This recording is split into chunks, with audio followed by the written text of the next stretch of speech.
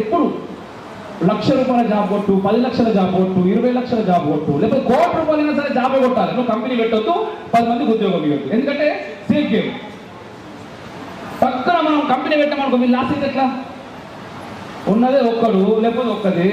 ఇప్పుడు మీరు లాస్ అయింది అనుకో, కష్టమవుతుంది. ఆ సేఫ్ గేమ్ నుంచి కొంత బయటకు వచ్చే ప్రయత్నం చేయండి. ఎందుకంటే ఈరోజు నిన్నే వార్త వచ్చింది, భారత్ అనేటటువంటిది విశ్వవ్యాప్తంగా ఇప్పుడు ఎకనామికల్గా 4th స్టేజ్లో ఉంది. మొన్నటి వరకు 5th దాంట్లో ఉంటే నిన్ననే 4వ స్థితికి వచ్చింది.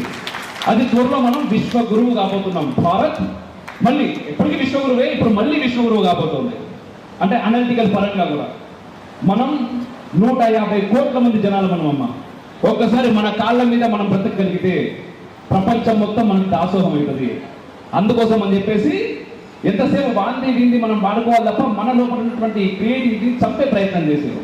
వీళ్ళు సొంతంగా ఎదగొద్దు. మన ఎడ్యుకేషన్ సిస్టంలో అదే ఉంటుంది, ఎక్కడ చూసినా అదే ఉంటుంది. సొంతంగా ఎదగొద్దు, వీని మీదనో ఆధారపడి బ్రతకాలి. అట్లా కాకుండా మనమే సొంతంగా ఎదగగలిగితే మనం అమెరికా పోయి జాబులు చేయాల్సిన అవసరం లేదు. అమెరికా వల్ల ఇక్కడికి వచ్చి జాబులు చేస్తారు. మీ కింద